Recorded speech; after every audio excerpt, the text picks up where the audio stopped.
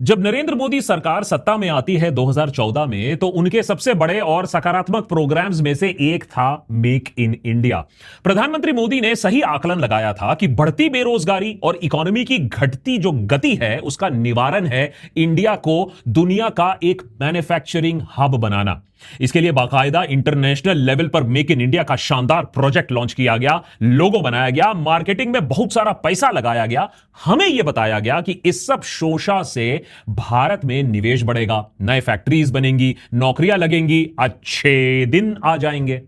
लेकिन एक दशक बाद जो जमीनी हकीकत है वो कुछ अलग सी दिख रही है। एफडीआई सूख रहा है, बेरोजगारी बढ़ रही है, एक्सपोर्ट्स वहीं के वहीं और इंपोर्ट्स रिकॉर्ड लेवल पर बढ़ रहे हैं। इस सब के बीच में जो सबसे सक्सेसफुल स्टार्टअप हमारे देश से बाहर निकल के आ रहा है, जिसके बारे में दुनिया को पता चल रहा है, उसका नाम है फेक इन इंडिया। इसके बारे में हम हर रोज अखबारों में भी पढ़ते हैं। पेट्रोल में एथेनॉल ब्लेंडिंग से पहले से ही हम परेशान हैं, उसके बारे में अलग एपिसोड है, देख लीजिएगा। लेकिन क्या आपको मालूम है कि मार्केट में पहले से ही D10 आ चुका है? जी हां, दूध में 10% डिटर्जेंट मिलाकर 2.25 करोड़ लीटर डिटर्जेंट मिक्स दूध लोगों के घरों तक पहुंच भी चुका है, आपको खबर ही नहीं। अब कोई मंत्रीगण यहां आकर बोलेंगे कि देखो, कोई करोड़ों लोग मरे थोड़े ही ना है, डिटर्जेंट वाला दूध पिया है, जिंदा भी है, ठीक ही होगा डिटर्जेंट दूध। वैसे ही इंसानों की क्या हैसियत, भगवानों तक को तो हमने बख्शा नहीं अपने फेकीरी में। वैष्णो देवी मंदिर में चंदा चढ़ाया गया 550 करोड़ की चांदी, अब उसे बीच रास्ते में किसी सस्ते धातु से बदल दिया गया। अब अफसर पकड़े गए तो सफाई में कह रहे हैं कि नहीं नहीं, हमसे कोई गलती नहीं हुई है, भक्तों ने ही फर्जी चढ़ाई की होगी। उधर मध्य प्रदेश में एक ऐसा अस्पताल है जहां 6 साल से डॉक्टर्स की पोस्टिंग हो रही है, नर्सेस को सैलरियां मिल रही हैं, ट्रांसफर हो रहे हैं बाकायदा, लेकिन आज तक अस्पताल की एक भी ईंट रखी नहीं गई है। अस्पताल बनेगा कहां, यह फाइनलाइज नहीं हुआ है, लेकिन मलाई सब खा रहे हैं। खाने से याद आया कि फेक इन इंडिया के तहत अब सिर्फ खाने की चीजों में नहीं, वो तो आपको मालूम ही है, आपके टूथपेस्ट के साथ, आपके दाल के साथ, आपके पनीर के साथ क्या हो रहा है, ये तो कॉमन नॉलेज है। लेकिन अब जान बचाने वाले ब्लड प्लाज्मा तक में भी मिलावट हो रहा है। दवाई छोड़िए, हमने खून तक को नहीं छोड़ा है। इनोवेटर्स की कमी नहीं है हमारे देश में। अमेरिका क्या कहता था, क्या हो तुम, आज हम कहते तू क्या है बे। फेकीरी की बीमारी ऐसी फैली है कि शहरों के बीचों बीच ऐसे बैंक्स चल रहे हैं जो आरबीआई के नियंत्रण में नहीं है, स्कैमर्स उसे चला रहे हैं।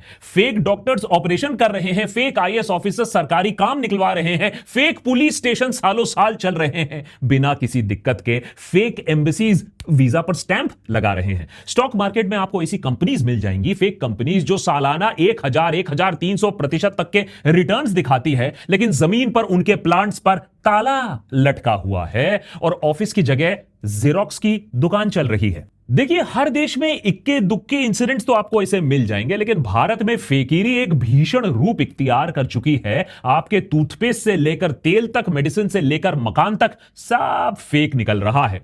और इतने बड़े पैमाने पर यह जो धांधली हो रही है, यह लोगों की जान का खतरा तो बन ही चुका है, लेकिन साथ ही साथ हमारे देश की छवि, मेक इन इंडिया की चेष्टा को सब मिट्टी में मिला दे रहा है। लेकिन अचंभे की बात है कि इस फेकीरी को लेकर ज्यादा त्राही नहीं मच रही है, कोई इंसाफ नहीं मांग रहा है, कोई पनिशमेंट नहीं मांग रहा है। ऐसा लग रहा है कि नेतागण भी, जो खुद ही फेक वादे करके ऑफिस में आते हैं, वो इन नकलचियों को पकड़ने में, उन्हें सजा दिलाने में, देश की छवि को सुधारने में कोई खास दिलचस्पी नहीं दिखा रहे हैं। देशभक्त के आज के एपिसोड में क्या हो रहा है हमारे देश में, यह फेकीरी एक पैंडेमिक क्यों बन चुका है, हमें इमरजेंसी रूप पर इसे कैसे डील करना चाहिए, उसे जानना बहुत जरूरी है। नेता टाइप आधा काम मत करो, सब्सक्राइब के साथ साथ बेल आइकॉन भी दबाओ। वीडियो में आगे बढ़ने से पहले an interesting invitation thanks to our episode partner उडू। देखिए, अगर आपको लगता है कि कॉन्फ्रेंसेस सिर्फ बोरिंग प्रेजेंटेशन और फ्री पेन्स बांटने के लिए होते हैं, तो शायद आपने उडू एक्सपीरियंस 2026 इंडिया के बारे में नहीं सुना है। 11 और 12 सितंबर को गांधीनगर के महात्मा मंदिर कन्वेंशन सेंटर में इंडिया का सबसे बड़ा टेक एंड बिजनेस गैदरिंग होने जा रहा है। और आप स्केल का अंदाजा इस बात से लगा लीजिए कि 45,000 से ज्यादा अटेंडीज, 200 से ज्यादा talks, industry leaders, entrepreneurs, developers और इनोवेटर्स कैलकुलेटर सब एक ही जगह, और साथ ही मास्टर क्लासेस हैं जहां आप उडू को फुली यूटिलाइज करना सीख पाएंगे। चाहे आप एक या मल्टीपल बिजनेसेस चला रहे हो, स्टार्टअप बनाने का सपना देख रहे हो, या बस टेक्नोलॉजी और एआई के नए ट्रेंड्स को समझना चाहते हो, यहां आपको आइडियाज भी मिलेंगे, नेटवर्किंग अपॉर्चुनिटी भी मिलेंगे और उडू 20 का पहला ग्लिम्स भी मिलेगा। और सबसे अच्छी बात, एंट्री बिल्कुल फ्री है, मतलब नॉलेज भी फ्री, नेटवर्किंग अपॉर्चुनिटी भी फ्री। और क्योंकि सिर्फ काम ही काम से जिंदगी नहीं चलती है, तो इवेंट के एंड में एक अमेजिंग आफ्टर पार्टी भी है, ताकि कॉन्वर्सेशंस कॉन्फ्रेंस हॉल से बाहर भी जारी रह सके। तो अगर हजारों लाइक माइंडेड लोगों से मिलना है, लर्न करना है, खुद में इन्वेस्ट करना है, तो अपने आप को रजिस्टर करवा लो जल्दी से। लिंक मैंने डिस्क्रिप्शन में दे के रखा है, टू चेक इट आउट। दूध में पानी पानी में दूध मिलाने की प्रथा तो सदियों पुरानी है, लेकिन यह नया भारत है, यहां तो दवाई और अस्पतालों तक को नहीं छोड़ा जा रहा है। अहमदाबाद में एक चौंका देने वाला जानलेवा नेटवर्क पकड़ा गया है, जहां फेक ब्लड प्लाज्मा रैकेट चल रहा था। गैंग के लोग महाराष्ट्र से आने वाले प्योर प्लाज्मा बैग्स को रास्ते में रोक लेते, वहां हाई क्वालिटी प्लाज्मा निकालकर उनमें मिलावट वाला प्लाज्मा डाल देते थे और फिर फार्मा कंपनीज को भेज देते थे। सोचिए क्या मकसद होगा ऐसे लोगों का जो जान बचाने वाली चीजों में भी मिलावट कर रहे हैं, जानते हुए कि इस फ्रॉड से लोगों की जानें जाएंगी। यह सीधे तौर पर पब्लिक हेल्थ पर एक आतंकवादी हमले से कम कुछ नहीं है। चाइना से लेकर नाइजीरिया तक देश हैं जो मेडिसिन में अडल्ट्रेशन के मामले में जुर्म को लाइफ इंप्रिजनमेंट में सीधे डेथ सेंटेंस तक ले जा रहे हैं। और अगर हमारे देश की बात करो तो 6 दिन या 6 महीने के अंदर आप जेल से निकल आओगे अगर गलती से पकड़े गए। ईज ऑफ डूइंग बिजनेस की रैंकिंग तो बंद हो चुकी है, लेकिन हमारी देश फेकीरी में नंबर 1 पायदान पर आएगी पूरे दुनिया में। गुजरात स्टेट में ही एक और गांव में अनन्या मल्टी स्पेशलिटी हॉस्पिटल नाम का एक अस्पताल चल रहा था, जहां ईएनटी, यूरोलॉजी, स्किन और कई दूसरे डिपार्टमेंट्स चल रहे थे। जब तक एक मरीज की यहां मौत नहीं हो जाती, तब तक सारी चीजें ठीक चल रही थी, किसी को शक भी नहीं हुआ था। जब यह मौत होती है, जांच पड़ताल होती है, तो जिस डॉक्टर के नाम पर हॉस्पिटल रजिस्टर्ड था, वो डॉक्टर कभी वहां आया ही नहीं था। उसके नाम पर कोई और बहरूपिया इस अस्पताल को चला रहा था, जिसका मेडिकल ट्रेनिंग मेडिसिन से दूर दूर तक कोई वास्ता नहीं था। और उसके जो नर्सिंग स्टाफ थी, नेपाल से थी, उनके पास भी नर्स की कोई ट्रेनिंग, कोई डॉक्यूमेंटेशन नहीं थी। और यह कोई इक्का दुक्का इकलौता इंसिडेंट नहीं है जहां फर्जीवाड़े की वजह से किसी की जान गई हो हमारे देश में। उत्तर प्रदेश के कोठी गांव में श्री दामोदर औषधालय नामक एक फर्जी क्लिनिक चल रहा था। एक आदमी अपनी पत्नी को पेट दर्द के इलाज के लिए यहां लाता है। क्लिनिक के मालिक ज्ञान प्रकाश मिश्रा ने बताया कि भाई नहीं, ऑपरेशन करना होगा, 25,000 रुपए लगेंगे। डर के मारे पति ने पत्नी के ऑपरेशन के लिए वो राजी हो जाता है, पैसे भी दे देता है। अब इस क्वैक भाई साहब ने शराब के नशे में धुत होकर यूट्यूब पर सर्जरी का वीडियो चालू किया और महिला का ऑपरेशन शुरू कर दिया। कई नसें काट दी गई, उस महिला की मौत हो जाती है। यह है हमारे हेल्थ केयर इंफ्रास्ट्रक्चर की जमीनी हकीकत, जहां डॉक्टर नशे की हालत में यूट्यूब ट्यूटोरियल वीडियो देखकर ऑपरेशन कर रहा है। ह्यूमन लाइफ की यह वैल्यू है। और यह गलतफहमी मत रहिएगा कि यह सब कोई छोटे गांव में यह सारी चीजें होती हैं। शहर के लोगों को भी बख्शा नहीं गया है इस फेकीरी से। गुरुग्राम के सेक्टर 52 में मेडिवर्सल हॉस्पिटल नामक एक फर्जी 16 बेड का हॉस्पिटल चल रहा था, बिना किसी डॉक्टर के, बल्कि नूह का एक क्लास 10 पास आउट शख्स चला रहा था इस पूरे अस्पताल को, जिसे खुद डॉक्टर अपने आप को बता रहा था। Oh my God! हमारे देश में फ्रीडम ऑफ स्पीच हो या ना हो, फ्रीडम ऑफ फर्जीवाड़ा जरूर है। तो अगर आप अपना या किसी परिवारजन का इलाज कराने जा रहे हो, प्लीज इंश्योर कर लेना कि डॉक्टर और अस्पताल सही है या नकली है। अब तो जिंदगी और मौत का सवाल बन चुका है, अब तो दूध और पनीर का सवाल नहीं रह गया है। चलिए अब स्वास्थ्य से हटकर सरकारी दफ्तर की तरफ चलते हैं, क्योंकि यहां भी कहानी कम दिलचस्प नहीं है। गुजरात के छोटे उदेपुर जिले में एक आदमी ने खुद को इरिगेशन प्रोजेक्ट डिवीजन का इंजीनियर बना दिया। उसने अपना दफ्तर खोल लिया, अपना सील बना दिया, अपना सिग्नेचर लगा दिया और 3 साल तक 2021 से 2023 तक इस फेक दफ्तर से करीबन 100 सरकारी प्रोजेक्ट्स मंजूर किए, जिनके लिए 4 करोड़ से ज्यादा रुपए का सरकारी फंडिंग भी उसने निकलवा लिया। 3 साल किसी सरकारी बाबू ने पूछा तक नहीं कि यह एग्जीक्यूटिव इंजीनियर आया कहां से। Oh my God!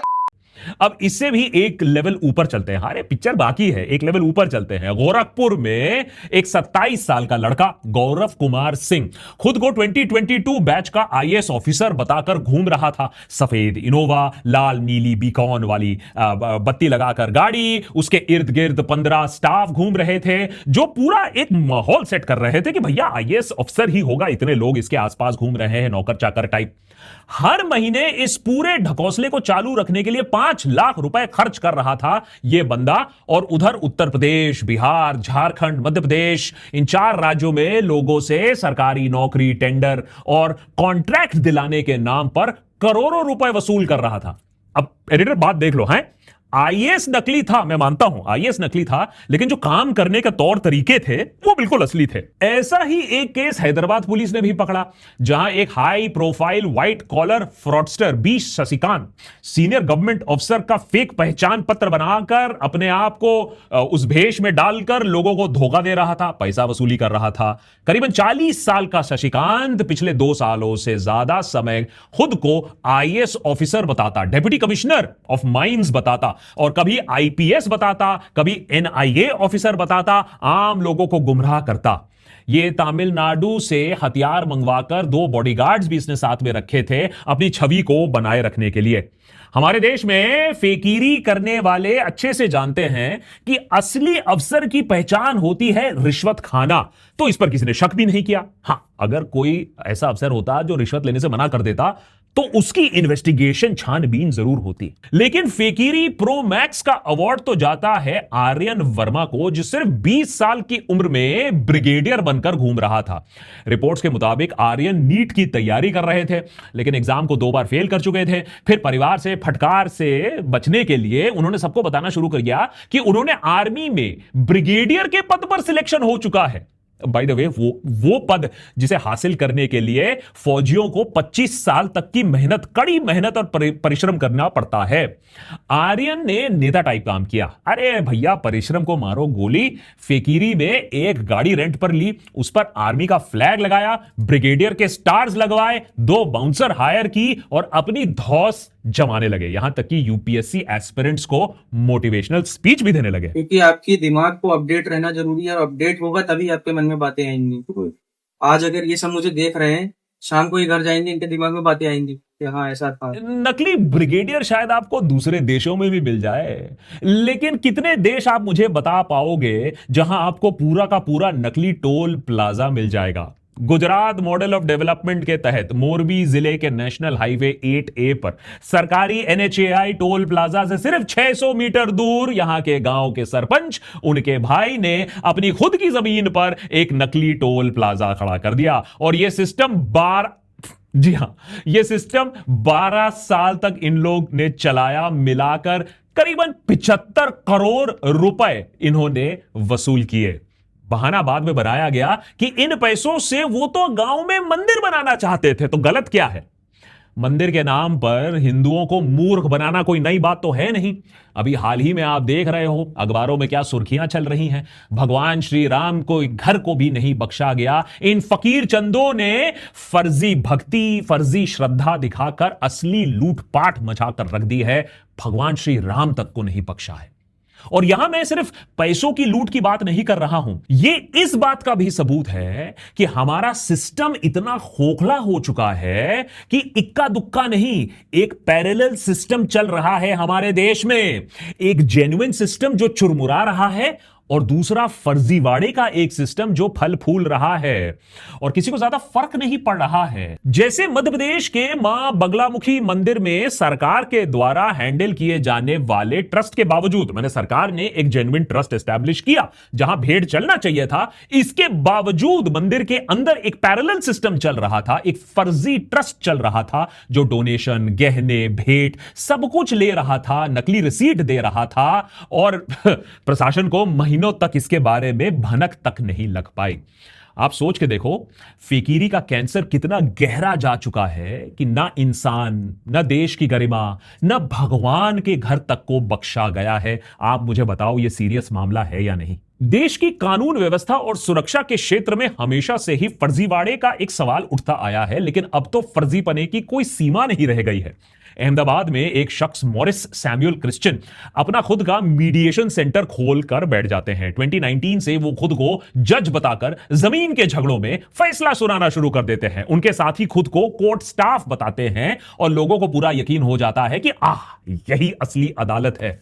जितने भी फैसले क्रिश्चियन देते हैं वो सब उनके ही क्लाइंट्स के पक्ष में देते हैं, एक तगड़ी मोटी फीस के बदले में। तो बेसिकली नो तारीख पे तारीख, only quick judgement. Oh my god editor, बस भाई हमारा ओ माय गॉड करवाएगा। वैसे फेकिरी के मामले में गुजरात का क्या कहना, लेकिन फिर बिहार तो बिहार है। यहां तो पूर्णिया गांव में एक गैंग ने सरकारी स्कूल की बिल्डिंग में पूरा का पूरा एक फर्जी पुलिस स्टेशन ही चला दिया। सबको वर्दी, बैज, डंडा भी दिया गया, बिल्कुल ओरिजिनल जैसा। यह गैंग लोगों से ग्रामीण रक्षा दल में भर्ती करवाने के नाम पर 2500-5000 रुपए लिया करती थी। फिर उन्हें वर्दी पहनाकर सड़कों पर भेजा करती थी गाड़ियों की चेकिंग करने के लिए। जिसके पास डॉक्यूमेंट्स, जिसके पास हेलमेट नहीं होता, उनसे 400-500 रुपए का जुर्माना उसकी वसूली की जाती थी। 200 रुपए कमीशन के तौर पर टीम को मिलता, बाकी का मास्टरमाइंड की जेब में पूरा का पूरा फ्रेंचाइजी सिस्टम चल रहा था। ऐसे ही एक और गांव में ठीक पुलिस चीफ के घर के 500 मीटर दूर एक पूरा का पूरा पुलिस स्टेशन, उसका खुलासा मिलता है जो फेक निकलता है। बताओ कौन कहता है कि रोजगार की कमी है हमारे देश में? बस फेकीरी की उसका एक जुनून होना चाहिए। सरकारी नौकरी नहीं मिलती है तो नहीं मिलती है, खुद को ही फर्जी सरकारी नौकर बना दो और फिर नोट छापो। अब आपको लग रहा हो कि यार दूर दराज बिहार की क्या बात कर रहे हो, तो चलिए हम गाजियाबाद का एक आपको किस्सा सुना देते हैं। हर्षवर्धन जैन नामक एक आदमी अपने किराए के घर से वेस्ट एंटार्क्टिका, सिबोर्गा, पोल्विया और लोडोनिया नाम के काल्पनिक देशों का एम्बेसडर बनके फर्जी डिप्लोमेटिक नंबर प्लेट लगाकर गाड़ी में घूम रहा था और लोगों को इन देशों में नौकरी दिलाने के लालच में पैसे भी ऐंठ रहा था। लंबे समय तक यह धांधली चलता रहा। जब पुलिस जगी तो इनके पास से फेक लाइसेंस प्लेट के साथ साथ 12 फर्जी पासपोर्ट मिले, फॉरेन करेंसी मिली, लाखों की इंडियन करेंसी भी बरामद किया गया इनके पास से। इसके बाद गणतंत्र दिवस से सिर्फ एक दिन पहले दिल्ली में एक महिला को गिरफ्तार किया गया जो एक फौज डिप्लोमेटिक नंबर प्लेट वाली इनोवा लेकर एम्बेसी के इलाके में घूम रही थी, बिना किसी रोक टोक के हाई सिक्योरिटी जोन में। फिर हम सोचते हैं कि आतंकवादियों को इतना कॉन्फिडेंस कहां से आ जाता है कि हमारे देश और हमारे शहरों के अंदर घुस जाए, क्योंकि फेकीरी करना इतना आसान हो चुका है हमारे देश में। मेक इन इंडिया के तहत आज के डेट में हमारे देश में जीडीपी का 25% हिस्सा मैन्युफैक्चरिंग से आना था, लेकिन आज भी हम उसी 15% पर फंसे हैं, कभी उससे भी कम। लेकिन फेक इन इंडिया फल फूल रहा है। फर्जी अस्पताल, फर्जी सरकारी दफ्तर, फर्जी पुलिस स्टेशन, कोर्ट, एम्बेसी, सब फर्जीवाड़ा चल रहा है। लेकिन फिर आप कहोगे कि साणु की हैं, आप तो सुरक्षित हो ना, आपका पैसा तो सेफ है ना। चलिए आपकी भी सेफ्टी का नाश करते हैं। हरियाणा के करनाल में 60 करोड़ का एक फेक बैंक स्कैम, उसका खुलासा होता है। पुलिस के मुताबिक आरोपियों ने प्राइवेट निधि लिमिटेड PNL के नाम एक फेक बैंक खोल डाला और लोगों को 26 महीने में पैसा डबल करने की स्कीम सुना दी। उसके लालच में उनसे करोड़ों रुपए इन्वेस्ट करा लिए, ऐंठ लिए। जांच में पता चला कि फेक बैंक में नकली फिक्स डिपॉजिट्स बनाई जाती थी और इस तरह लोगों से पैसा लिया जाता था। PNL के अलग अलग ब्रांचेस भी थे, जी हां, एक बैंक नहीं, अलग अलग ब्रांचेस थे और आम लोगों से 60 करोड़ रुपए इन्होंने घोटाला में खींच लिया। इसीलिए आज के जमाने में सतर्क रहने में ही समझदारी है, यही आज जरूरी हो चुका है। कहां आपके साथ फेकीरी हो जाए आपको पता भी नहीं चलेगा। चलिए इसमें इन लोगों की भी गलती हो सकती है। PNL बैंक का नाम किसने सुना है, इनको सतर्क होना चाहिए था। लेकिन छत्तीसगढ़ में तो कुछ लोगों ने SBI की पूरी ब्रांच को ही फेक कॉपी मार दिया।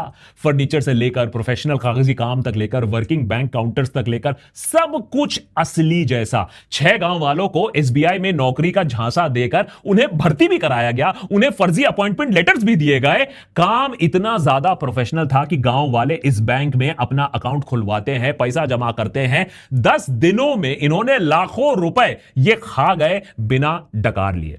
मैं ये नहीं कह रहा हूं कि ऐसी चीजें पहले नहीं होती थी, लेकिन जितनी तेजी से ये चीजें होने लगी हैं, जितना कॉमन ये सब हो चुका है, वो जरूर खतरे की घंटी बजाता है। सोचिए, एक साथ एक वक्त में एक ही देश में ये सब हो रहा है।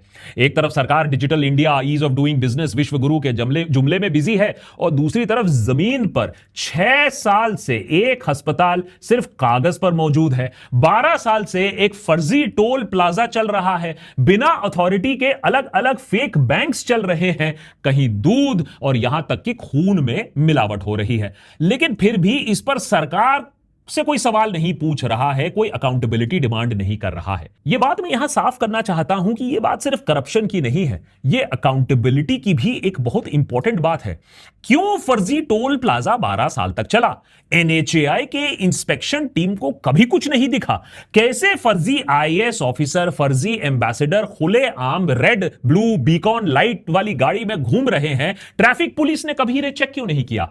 क्योंकि सच तो यह है कि आज हमारे सिस्टम में सिर्फ आम इंसान पिसता है। फ्रॉडस्टर्स को यह बात मालूम है, जहां आपके पास थोड़ी पहुंच आ गई, थोड़ी वर्दी आ गई, पैसे खिलाने की क्षमता आ गई, सारे चेक्स एंड बैलेंसेस गायब हो जाते हैं। फ्रॉडस्टर्स ने नेता टाइप लोगों से खूब सीखा है, जितने बड़े जुमले उतना कम काम। और जब तक कोई आम इंसान अपनी जान नहीं गंवा देता है इस फिकीरी के चक्कर में, या कोई चीज गलती से सोशल मीडिया पर बहुत उजागर या वायरल नहीं हो जाती है, तब तक पैसा ही पैसा। और उसके बाद अगर पकड़े भी गए गलती से, माने इतनी स्टुपिडिटी आपने कर दी कि आप पकड़े गए, तो 2 दिन में जेल से बाहर आ जाओगे बेल लेकर। यूपीए सरकार की बात छोड़ो, उनके करप्शन के बारे में तो हम खूब जानते हैं, और इसीलिए मोदी सरकार को भारी मतों से 2014 में जितवाया भी गया था करप्शन को खत्म करने के लिए। लेकिन 12 सालों में कौन से एक हाई प्रोफाइल केस में बिल्कुल सख्त सजा दी है मोदी सरकार ने? आप मुझे बता दीजिए नीचे कमेंट्स में। उल्टा क्रिमिनल्स के तो और भी अच्छे दिन चल रहे हैं। पकड़े भी अगर जाते हैं तो ऐन वक्त पर देश से बाहर निकल जाते हैं और विदेश में अय्याश की जिंदगी बिता रहे हैं। मोदी का ना खाऊंगा ना खाने दूंगा, उस वायदे का क्या हुआ? इसकी अकाउंटेबिलिटी हम क्या मांगते हैं? 1 दशक पहले हमने मेक इन इंडिया का सपना देखा था। स्मार्ट सिटीज होंगे, फैक्ट्रीज होंगे, जॉब, इंफ्रास्ट्रक्चर ग्रोथ होगा। चलो ये सब नहीं हो पाया किसी भी वजह से, पूरी दुनिया हमारे अगेंस्ट है, मैं मान लेता हूं।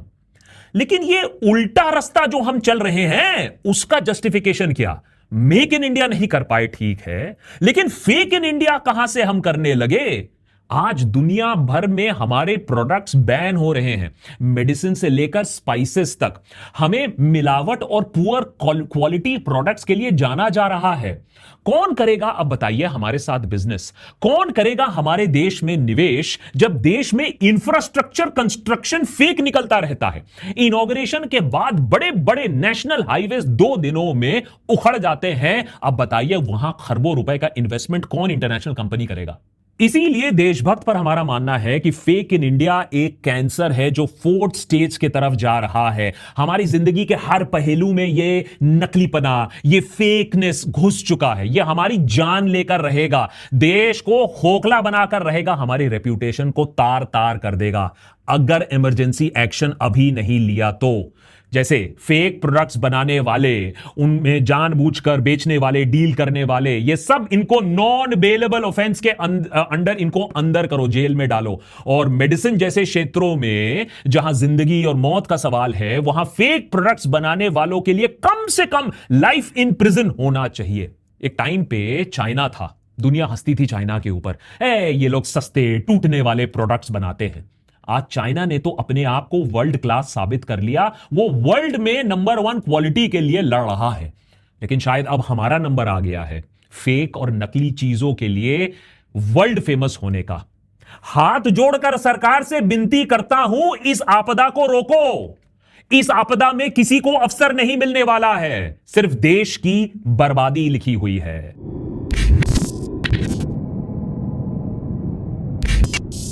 Many thanks to Udu for making this detailed episode possible. अगर थोड़ा सा भारी हो गया है तो माफ करिएगा, but this is the bitter truth. अगर आप अपना बिजनेस चलाते हो तो please ensure 100% transparency and absolutely zero tolerance to any sort of a fake product. By the way, Udu India का biggest tech and business event ला रहा है आपके लिए। बहुत ही बढ़िया एक अपॉर्चुनिटी है to learn, to network. It's absolutely free of cost. नीचे डिस्क्रिप्शन में दिए गए लिंक पर बस आपको क्लिक करना है और इस बहुत ही दिलचस्प इवेंट के लिए अपने आप को रजिस्टर करना है।